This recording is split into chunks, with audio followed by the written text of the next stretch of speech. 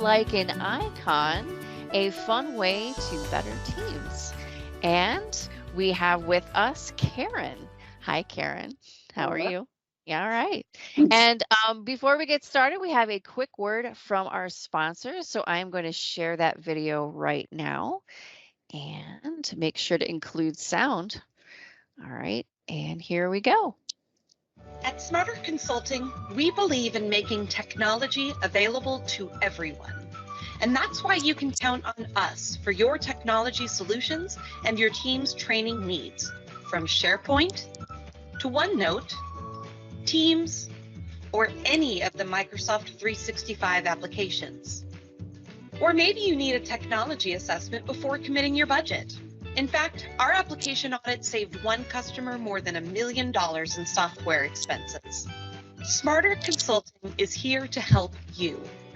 We collaborate with the industry's best providers to bring our clients customized solutions that address their unique challenges. While we're based in Kansas City, also known as the heart of the Silicon Prairie, we've helped clients all over the country. Let's chat about how we can help you. Send us a note at info@smarter-consulting.com. Okay. All right. Well, that was Smarter Consulting. Thanks again for being a sponsor. And with that, I'm going to bring it back over to Karen. Hi, thank you very much. I'm glad to be here, and I think I'm going to start pulling up my slides so you don't have to look at my face.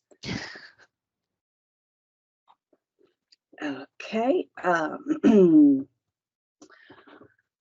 So I'm here to talk about Act Like an Icon. This will not really be a tech presentation, so if you're in the wrong place, you still have a few minutes to get to where you want to go. And I want to thank the sponsors without whom this conference wouldn't take place. And I also want to remind you that there is a really good charity that's being supported by this conference. It's the Children First Fund, and they aim to make resources more equitable in the Chicago public schools. And here is the QR code and the URL to make a donation. I'd like to just say up front that I am taking a leap of faith today, talking to you about my passion project. This has been a pet project of mine for a number of years and has only recently become my full-time occupation. And the leap of faith I'm taking today is this is the first time I'm presenting it to a group of people who I don't know. And you'll be leaping with me. So Act Like an Icon is an all-purpose productivity tool that uses role-playing to improve communications and build better teams. I'm sure you were all familiar with role-playing in other forms. I know that online role-playing games and in real life role-playing games like Dungeons and Dragons are immensely popular and a lot of fun. And in those, you role-play an imaginary person in an imaginary world. Role plays are often commonly used by coaches and therapists and widely used in corporate training programs. And in those situations, what you're doing is you are role playing yourself in a phony scenario. Well, I've inverted that.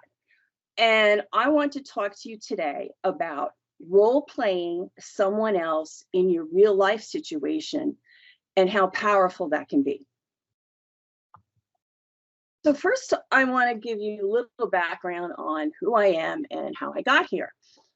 And I started, my education is in engineering. I started my career as a scientist. Then I went and joined the big four consulting firms in manufacturing, supply chain, new product development. And then I had several different positions in management at both Pfizer and J&J. Including IT. And I mention this not to show off my degrees, but because I want to show that I am mainly an operational and technology person. You will not see HR, you will not see org development on my resume. So I just want to make that very clear. And I often refer to myself as a recovering engineer. And what I mean by that is when I first started my career, I truly believed that you could solve business problems through logic and analysis. If only those pesky people wouldn't get in the way. And it took me, I hate to admit it, probably longer than it should have, before I realized that the vast majority of business problems are actually people problems. And that set me on a lifelong journey to learn about how people, really behave. And it took me a few more years before I realized that people aren't actually rational. And we spend a lot of time in our workplace pretending that we are rational creatures and we're making rational decisions based on logic and analysis. But cognitive scientists and behavioral psychologists have shown this, that what we are actually doing is we are making decisions and then rationalizing them. And once you realize that people are not behaving rationally, for the most part, sometimes we do, in the working world, you start to see all the tools and all the methods that we use in a completely different light. So how did I get here? Well, when I was at Pfizer, I was working on a huge corporate initiative. And it was based on the premise that people would behave rationally, and they weren't, and things were going sideways. And one of my colleagues joked that he felt like we were living in a real life version of Monty Python and the Holy Grail. And I'm a big Monty Python fan. And we laughed, and something sparked, and I began to see Monty Python and the Holy Grail analogies everywhere that I looked. So I began writing them down. And this started as a joke. And eventually I had a manuscript where I began pouring out all my observations on what I had learned about the mismatch between how we think people behave and what they really do in the business context. I sent this manuscript out to a bunch of my friends and colleagues to laugh. It eventually made its way into the hands of a publisher. And the publisher called me up and said, "Karen, I love your observations on the working world. Do you think you could write this book without all the sarcasm?" The short answer to that was no. I wrote a book called I'm Sorry I Broke Your Company, and it's very sarcastic. I tried. And this book struck a chord internationally, not as much in the US, but in various countries throughout this world. It became a really big deal. And I found myself doing speaking and interviews. And one question that came up over and over and over again that I could not answer was, if these tools and methods don't work, what ones do you recommend we use? And so I kind of felt obligated, since I had opened the can of worms, that I needed to come up with a tool, especially since I was now in my own consulting company. At this time, I also had been getting involved in politics. And I came up with epiphany number 3, and I realized that the root of most people problems and most people conflicts is that they have different perspectives, especially different value systems and different beliefs about how the world operates. And that people are very, very wedded to their own perspectives and belief systems. And I asked myself, what if there were an easy way for people to change their perspectives? And then Act Like an Icon was born. So what is this thing? It is a set of character studies of famous people or icons to use in professional role playing in order to improve skills, expand perspectives, and circumvent egos. So I am going to show you, this is some screen grabs from my website where all this information is. Unless you think I'm trying to sell you something, this is all free. It's all up there for free. I'm committed to having it for free. But if you feel so inclined, you can buy my books. And here is Nelson Mandela, who is a personal hero of mine. And we have, this is just snippets. This is not all the information. We have some background information on him as the father of modern South Africa. We have his goals, which was to end apartheid mainly. His governing principle, justice will prevail in the end. We have a list of his values. We have some learning objectives. What are the kinds of things you can learn from him? We have questions. These are the kinds of questions that Nelson Mandela has asked. And then we have some behaviors. So how do you use this thing? Well, there are very many applications. These are the main ones. I am going to be concentrating today on the first four, which are about changing perspective. The latter two are more around changing behaviors. So you can use an icon to help you speak up. When the environment is not conducive to speaking freely, people can express their concerns by asking, what would this person do, to help people break out of their own frames of thinking. You can build on that and then use this in difficult discussions. And because you're talking about other people and icons, this method separates the message from the messenger, which allows really awkward and uncomfortable conversations now to become detached, and people can speak more freely. I think it's pretty obvious how you can use this kind of thing in brainstorming, because generating ideas becomes much more productive and rich and fun when you have characters, and you can also find some geniuses to emulate. You can use this also as a team building tool, the same way you would use a DISC or an MBTI profile to assess your personalities on your team. And then to change behaviors, you can use this as skill building, okay? People just simply choose which characters have the skills they want to learn, and then they can imitate it. And this last one, I have breakthroughs. We have had people do this. It has been kind of freaky crazy how well this can work, where people method act the characters. And I will talk more about this later. So how would you use this in the workplace to communicate more openly and diversify your thought processes? Okay, so let's say that you are on a product team and you are concerned about the quality of your product, but you are the technical person, and the technical person always wants to do more testing. So your teammates are not listening to you and they dismiss your concerns. But you really, really have some concerns. So you can ask, what would Steve Jobs say about our product? And if you know anything about Steve Jobs, you know that he was, an obsessive perfectionist, and also that he would see the world in black and white, and products were either awesome or they were awful. Okay? So what you would do, you ask this question and you ask each of the people on your team, if they were Steve Jobs, would your product be awesome or would it be awful? Now they have to think about this. They're stepping outside their own frame. They're thinking about this. And if all of your teammates say, oh, it's an awesome product, well, then you might actually be the problem. But if most of them say that your product is awful, you have issues. And now everyone agrees and accepts the fact that we have issues. And you can begin to talk about them.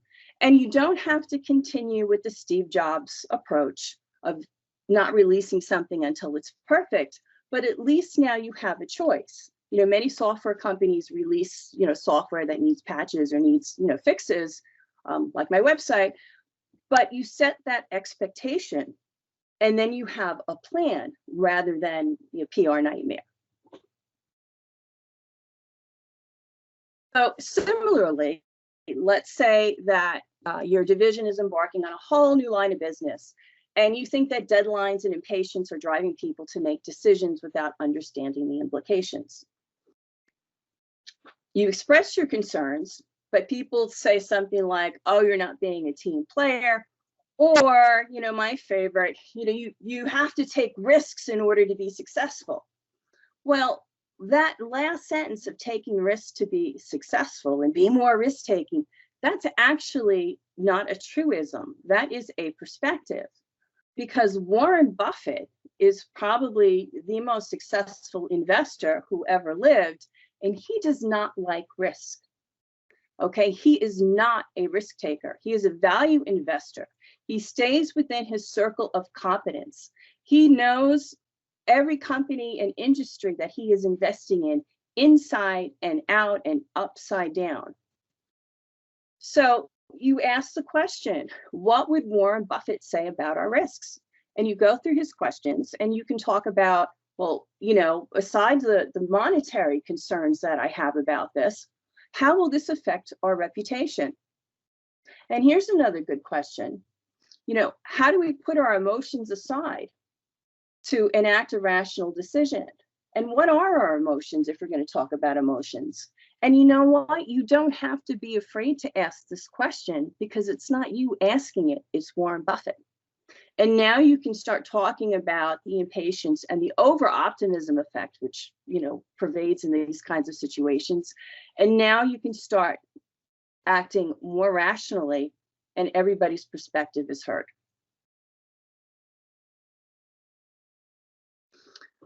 So I call some of these things big bang benefits. And what I mean by that is that they are subtle changes in how you approach a topic or talk about something that have a big impact on the interpersonal dynamics. And in this case, when you're asking the questions as the other person and asking people to get out of their own perspective, you are no longer trying to convince them that you are right. You are leading them through a process where they are able to convince themselves. And if anyone has worked in change, you know how difficult it is to convince somebody of something. The best way to do it is help them to convince themselves.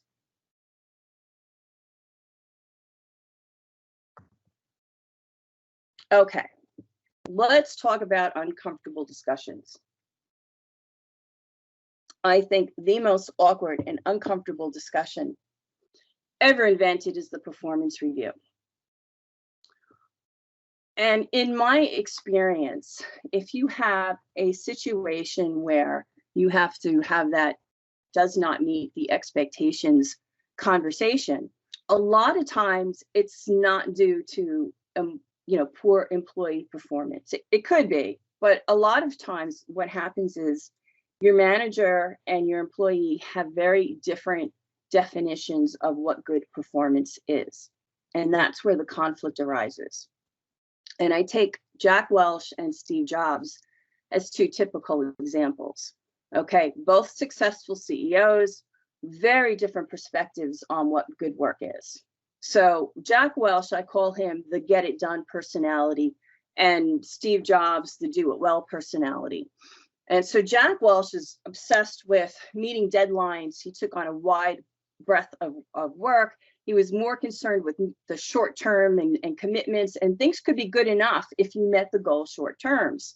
Whereas Steve Jobs was a complete opposite of that. Okay, you know, deadlines not quite as important, but you had to have a really, really excellent product, go deep into the product.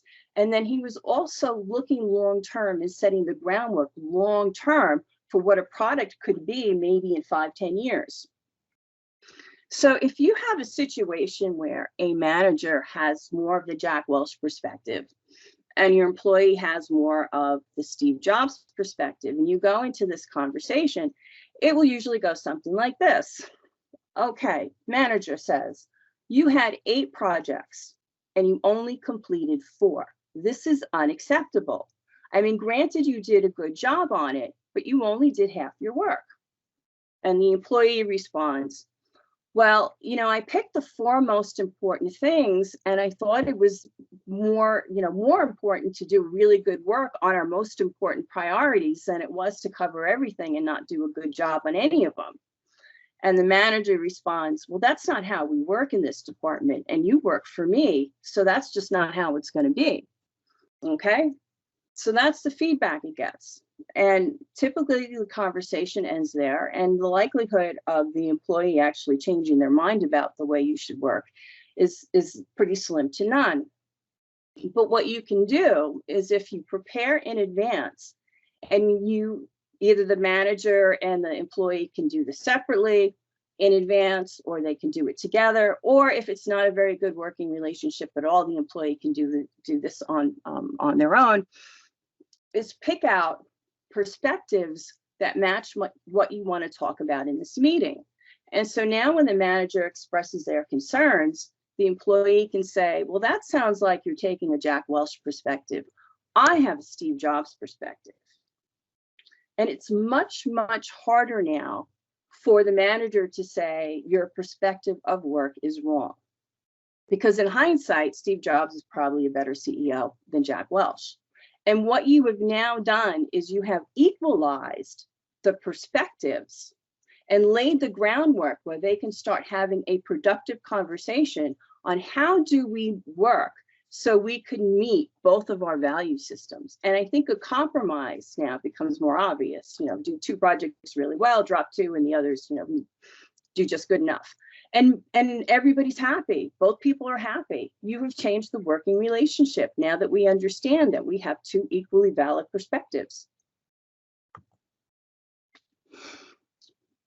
So let's talk about another discussion that isn't always uncomfortable, but can be a project review. These can be uncomfortable if there were big issues in the project.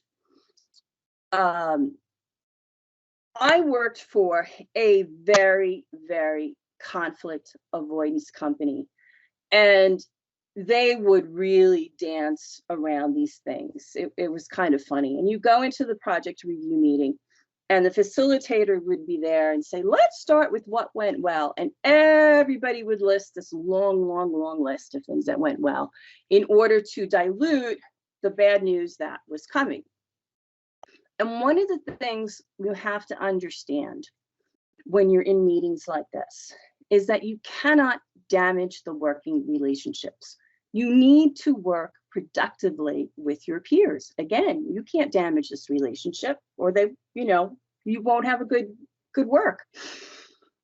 So what can you do in that situation? Well, using Jack Welch and Steve Jobs again, because they're pretty known, you can start reviewing the project from their perspectives. And I guarantee that the project will appear pretty good in one perspective and not so good in the other perspective. Okay, we surface the issues, but it's neutral. And better yet, now we can start looking at other perspectives that we may not have thought of. Let's take Indra Nooyi. Did we create an environment where everyone felt safe to talk? Well, if we didn't, that may have led to the big project screw-ups. Let's talk about it. Nelson Mandela, did we persist despite pressure to change our goals and change the scope of our work, which we knew, would end up with problems? No, we folded. That was a big problem. Oprah Winfrey, did we nurture talent and train others to do what we're doing, like her Rachel Ray's or Dr. Oz's? These are questions that may not come out in your typical discussion, but these are all really important questions to look at. And better yet, you can ask these questions and you can say, well, what do we think Nelson Mandela would have done? Or what do we think Oprah would have done, or Steve or Jack? All right, now you are having a really rich but completely impersonal discussion about what you can do better. There's no blaming going on, and everybody feels safe. Nobody's being blamed.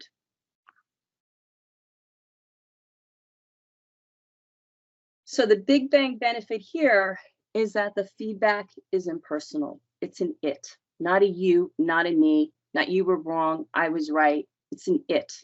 And no matter what perspective you choose, if you choose enough of them, you're going to find one where you didn't do well and one where you did.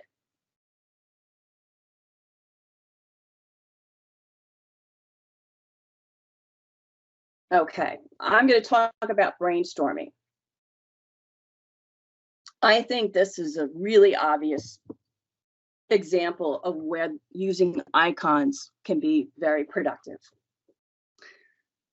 So have you ever gone into a brainstorming session and you get 2 people who are vying for the most ideas? I have. I call that team dynamics. Well, in addition to being fun, if you're using icons like this and brainstorming in someone else's character, you diffuse that whole dynamics. But let's look also at the much richer discussions that you'll get, right? So you can ask in your brainstorming session from an Albert Einstein perspective, you know, are our assumptions true? From the Oprah perspective, is this part of our larger purpose? Cleopatra, you know, what legacy do we want to leave behind?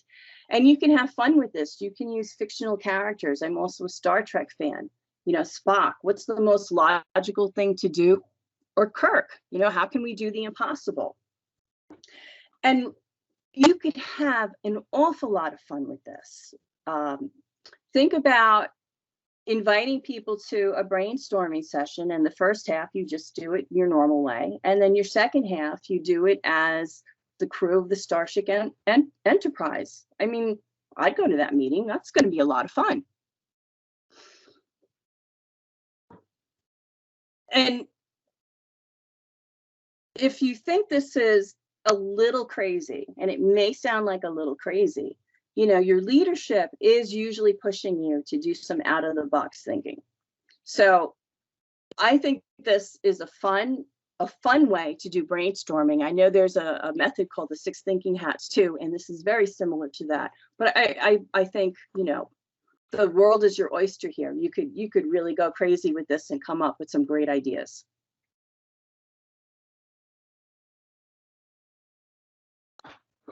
So the last way to use the icons in discussing perspectives and changing perspectives and expanding perspectives is in team building. And I said before that you can use it like a DISC or an MBTI. So the first thing you would do if, you know, the first thing you would do, excuse me, I'm got allergies, is go through all the icons and find the ones that you most empathize with, that you think represent your values, your point of view, your principles and questions. So you pick out the one or the two or possibly the 3 that you think really are most like you. And while you're going through the icons, you also pick out the person that you really don't like to work with, or multiple. Okay, I know that I probably couldn't work with Oprah or Steve Jobs. And then what you do, like what you would do in a personality assessment, is you identify the potential conflicts. Okay, so I have this personality and I don't like working with that personality. Okay, but this is a little bit more fun. And then what you could do is you identify the personalities who have not been picked and those perspectives that your team is missing. And then at your next team meetings or all your team meetings, you can take the icon and spend 5 or 10 minutes during your meeting and brainstorming what would that icon do? And now you've covered that perspective. So the beauty of this is that it's really simple. It's really intuitive. There's no assessments going on, so you don't need to hire an instructor or buy anything. And there's no labels. I had a situation where we did a DISC assessment, and one of the team members was so dismayed by his results that he wouldn't share it with anyone. You avoid that here. There's none of that labeling. So I'm going to take just a quick pause because I went through a lot of information quickly, and I've got allergies and I'm struggling a little bit here. And I just want to emphasize that all you're really doing is you're asking a what if question. What would this person do? What would this person say? And you don't need my icons. You can use anyone who you admire. You could use people in your company. I know when I was in consulting, when we had big presentations, we would get people to come in and role play the leadership teams of the client. And that was extraordinarily helpful to get all the different perspectives on what we were doing. It's a very simple, what would so-and-so do? That's really all we're doing here, and then expanding it out a little more. And that's what I call changing perspectives. But what you can also do, and which we discovered kind of unknowingly, is you can use the same kind of thing for changing behaviors. Have you ever been to a meeting where the facilitator was so skilled that you're like, I'm going to watch and learn? Well, imitating someone else is a really, really intuitive and natural way to learn. If you have children or you've seen children, you know that they are mimicking machines. But what's great about the world in which we live in today is you do not have to wait for someone to come into your world that has the skill. You have YouTube, you have the internet, you can find the people with the skills you want to learn, and you can imitate them.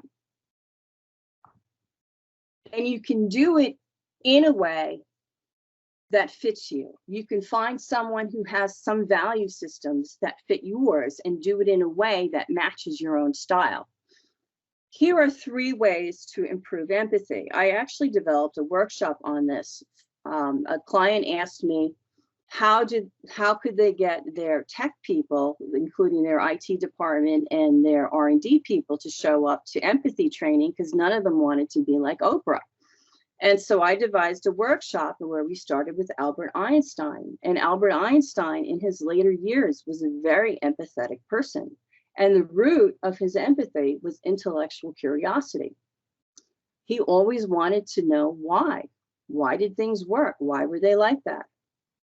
Cleopatra, who reinvigorated the Egyptian empire through the use of alliances, by forging alliances, she did it by learning languages, 20 languages, I think, understanding all the religions and the cultures and the histories and the belief systems of the people around her. And she often dressed herself up as an Egyptian goddess. She was an Egyptian, as a Roman goddess, and acquired these myths, and people related to her. They felt she was one of them. And then finally, there's the Oprah Winfrey Way, which is the typical understanding how people feel.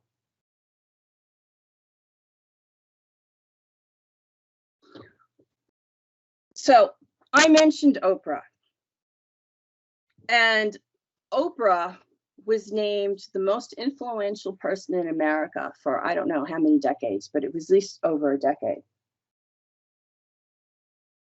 And I never watched her show. I was never really a fan until I started writing a profile on her. And let's say you're in a situation where you need to present your project to a team in order to get their funding. Who would you like to imitate and learn from? I mean, Oprah is a master at influencing people. She has an incredible way to get people excited about her passions.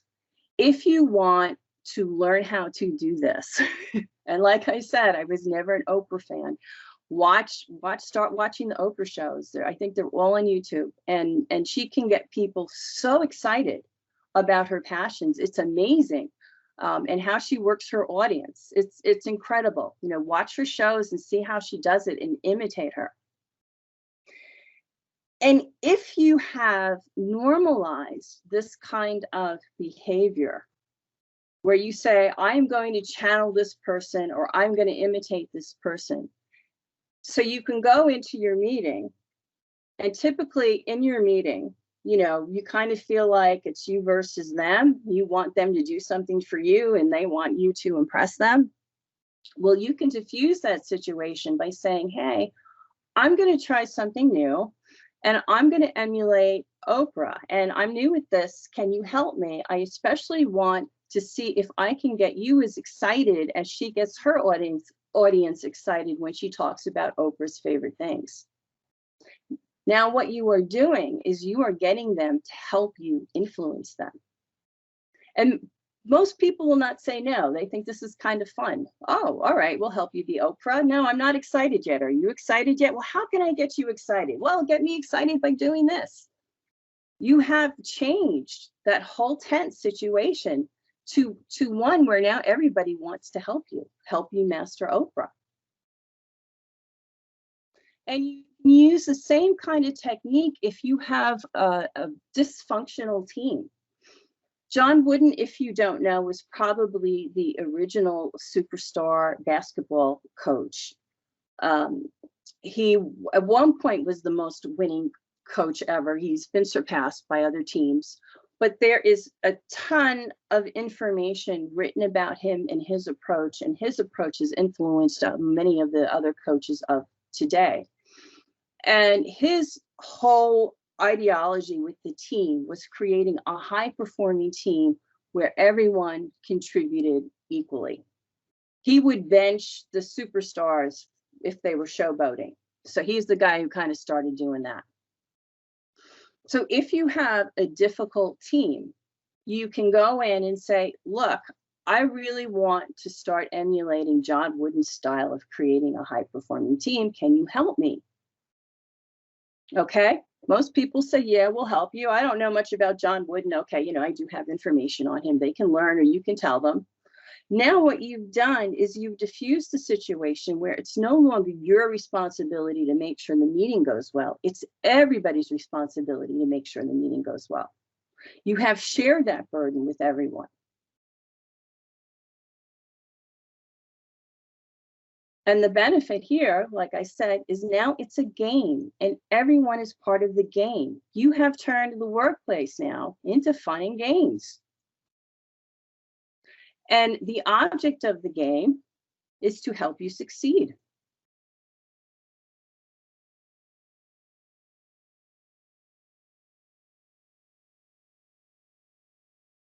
So the last thing I wanted to mention, and I was a little bit hesitant talking about this before, is you can use this tool, and we have developed it out for very in-depth information, like method acting for personal breakthroughs.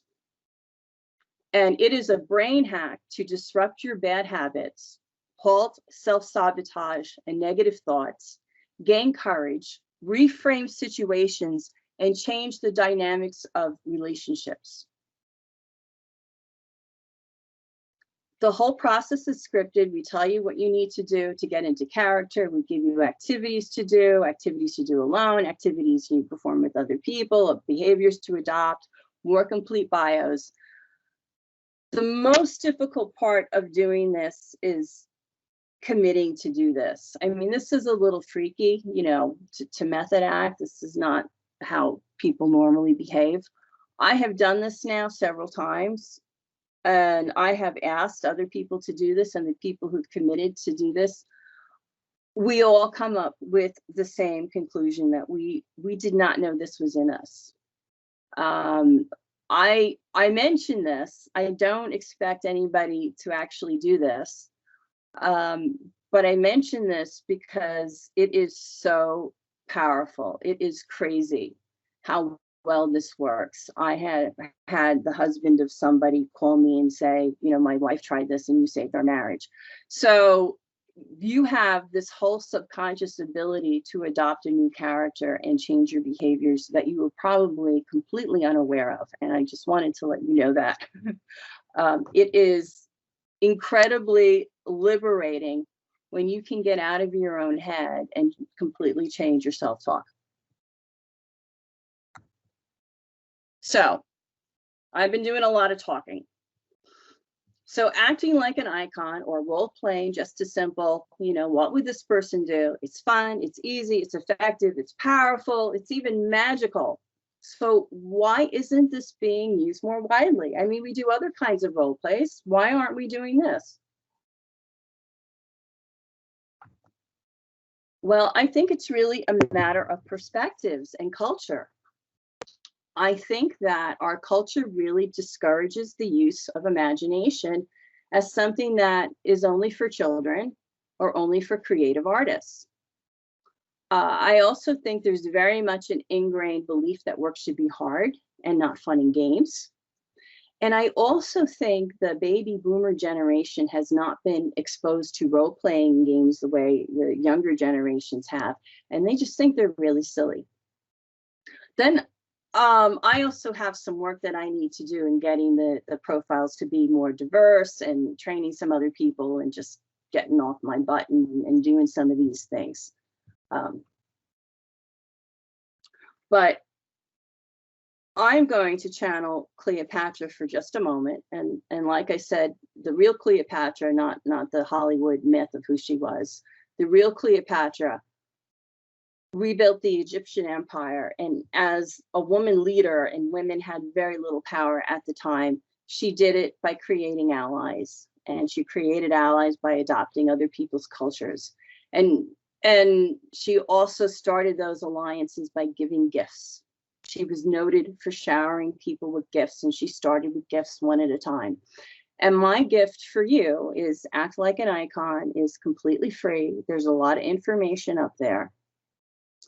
I'm committed to it being free, always having a free version. And I will dedicate some of my time, if anyone is truly serious about doing this, to helping you.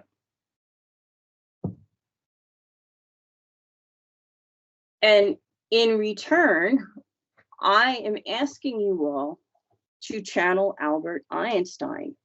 And I neglected to mention that Albert Einstein was my inspiration for this.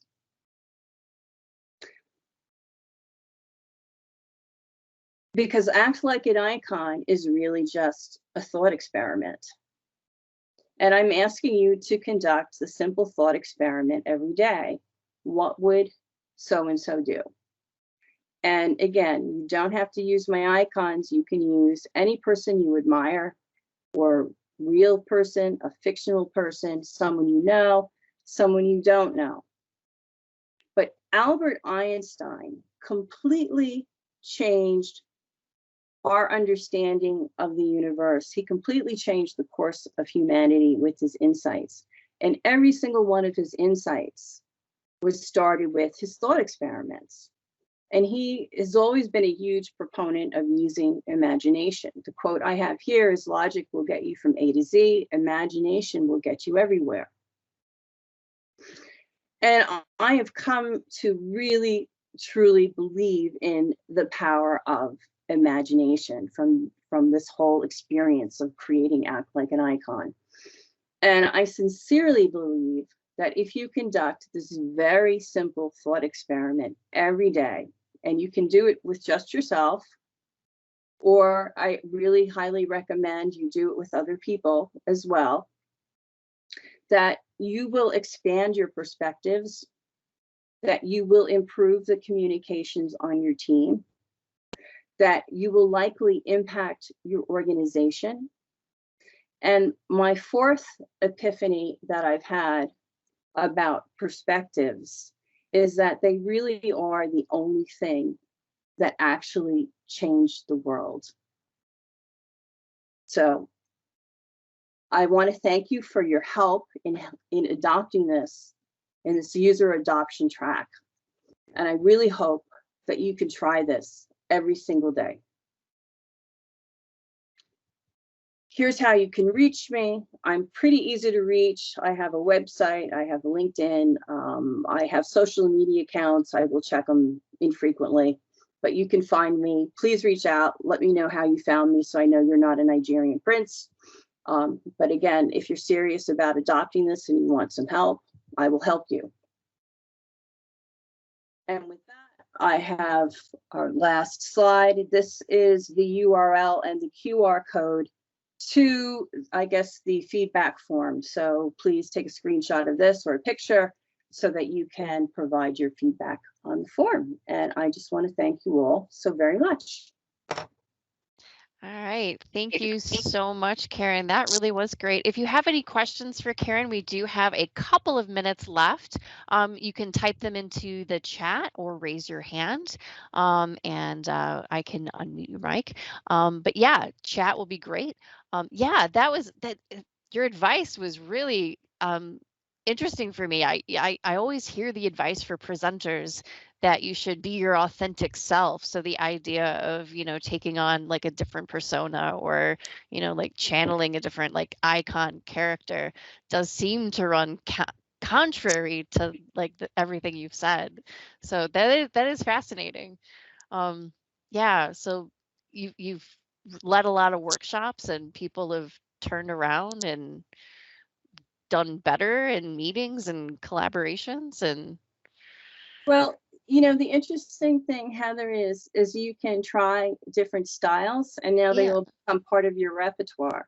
Okay. So I do a little bit of Oprah, I do a little bit of Steve Jobs, I do a little bit of, and I mix and match. But now I have a much richer repertoire that I can choose from and that I feel comfortable with. So it's not like you're you're not really advising people to be someone else. It's just temporarily and then bringing parts of them into you, or how Well, does that work? well, I would say, the best thing to do, the best thing to do really to start with is just trying to change perspectives. Just ask, Okay. what would so and so do? I would start there, and I had amazing insights just by accident, by saying, oh my God, I'm in this awful situation. And I had an Albert Einstein book, what would he do? And woof, I mean, just, it was incredible once I got out of my own head. So I really, like I said in my last slide, I would start there. But if you're interested in learning certain skills, like if you want to know how to handle questions, I mean, Oprah Winfrey is wonderful. If you want to know how to deal with a hostile audience, watch Nelson Mandela. Yeah. Exactly. He is masterful at handling a hostile audience, and Definitely. Oprah has one situation, but all this information, it's out there, and you can watch and you can learn, and it's such an intuitive thing to do. And like I said, I did the deep dive, kind of the method acting, and oh wow, I mean, I could talk for hours about that because it's sort of crazy. It reminds me of the Rolling Stones songs. You don't get what you want, but you get what you need. Yeah. All right. Oh, well, thank you again so much. I took a lot of notes. So all right. Well, the session recording will be up on our YouTube page as soon as possible. Again, thank you to our sponsors. Check out our charity page. Um, thanks again, Karen, for joining us. It was a All pleasure being here. right. Bye-bye. Bye.